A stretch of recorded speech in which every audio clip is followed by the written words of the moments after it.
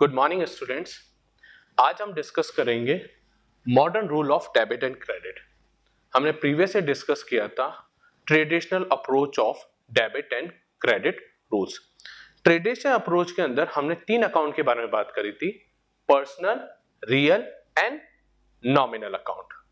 And उसके बाद approach change हुई और एक नई अप्रोच आई जिसे हम बोलते हैं modern rule of debit and credit.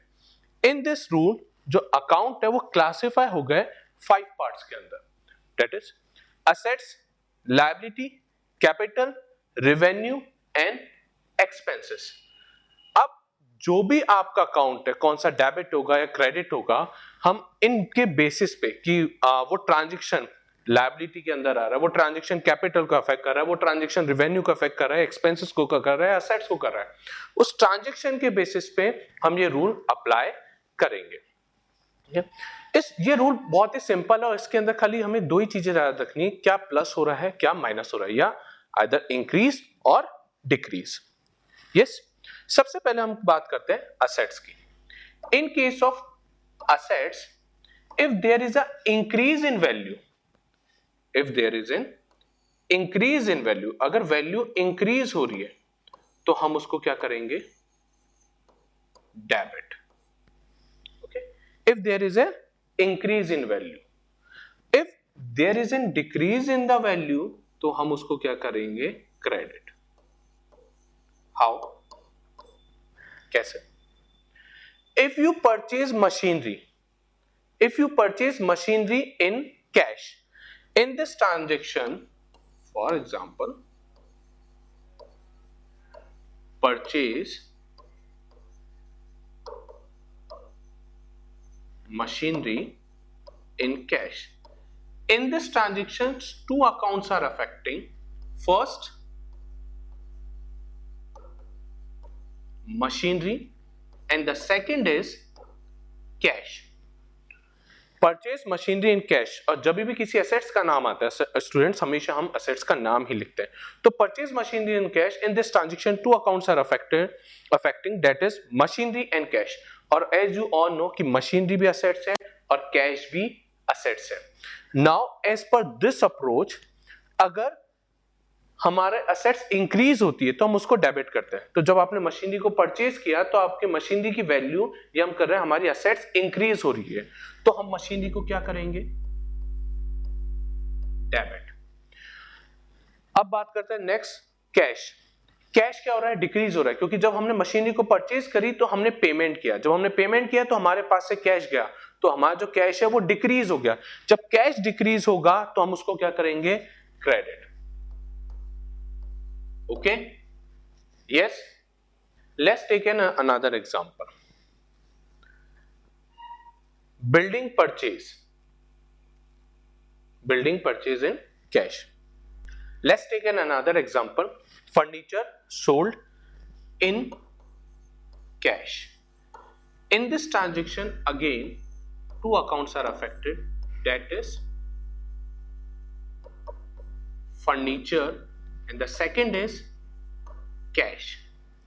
When you sold the furniture, there is a decrease in the value of furniture. यहाँ फर्नीचर की वैल्यू डिक्रीज हो गई, या हम बात करें कि फर्नीचर कम हो गया, हमारी असेट्स क्या हो गई, कम हो गई। जब भी असेट्स कम होगी हम उसको क्या करेंगे, क्रेडिट। बिकॉज हमने फर्नीचर को सोल्ड आउट किया है तो हमारे पास में क्या रिसीव हुआ है, कैश रिसीव हुआ है। जब कैश रिसीव हुआ तो इट मीन हमारे जो असेट्स है वो इंक्रीज हो गए। कैश आया हमारे पास तो हमारी असेट्स इंक्रीज हो गई, तो हम कैश को क्या करेंगे, डेबिट करेंगे।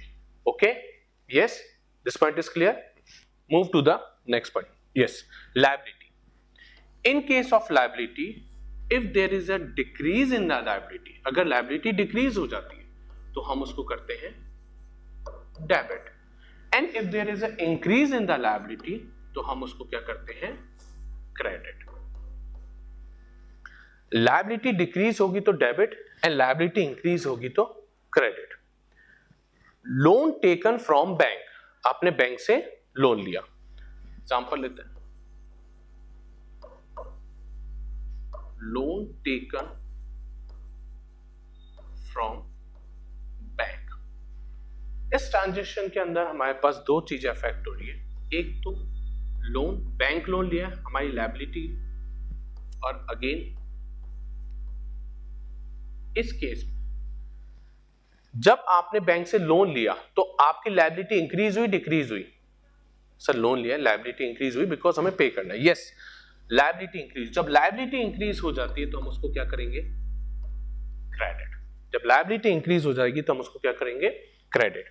बैंक, हमारा बैंक बैलेंस बढ़ गया, हमारी एसेट्स बढ़ गई, तो जब बैंक बैलेंस बढ़ जाता है, जब इंक्रीज हो जाती है हमारी एसेट्स, तो हम उसको क्या करते हैं? डेबिट। ओके, तो यहां हमारी जो लायबिलिटी है वो इंक्रीज हुई, इसलिए हमने उसको क्या किया? क्रेडिट किया। एक और एग्जांपल लेते हैं, amount paid to the creditor.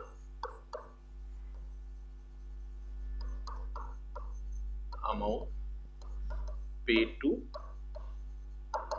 Creditor.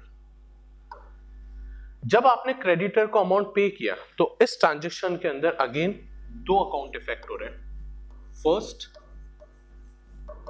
creditor and the second is cash.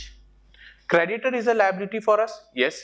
अब जब मैं अमाउंट पे करूंगा मेरे क्रेडिटर को तो मेरी लायबिलिटी इंक्रीज होगी डिक्रीज होगी? डिक्रीज होगी। जब डिक्रीज होगी तो हम उसको क्या करेंगे? डेबिट।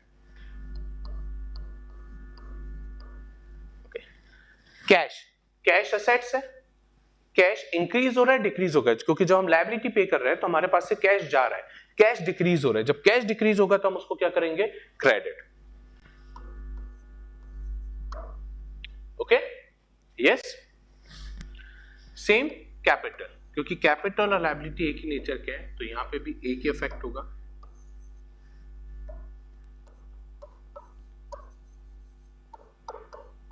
Debit and credit. इसका एक छोटा सा example, amount introduce by the owner. जब आपने अमाउंट इंट्रोड्यूस किया, the capital invested by the owner, हम यहाँ पे ये भी बात करते हैं, the capital invested by the owner, capital invested by the owner. जब आप कैपिटल को इन्वेस्ट कर रहे हैं तो बिजनेस के अंदर इन दिस ट्रांजैक्शन दो चीजें इफेक्ट हुई। First is cash and the second is capital. जब कैपिटल इंक्रीज होगा तो हम उसको क्या करेंगे? क्रेडिट।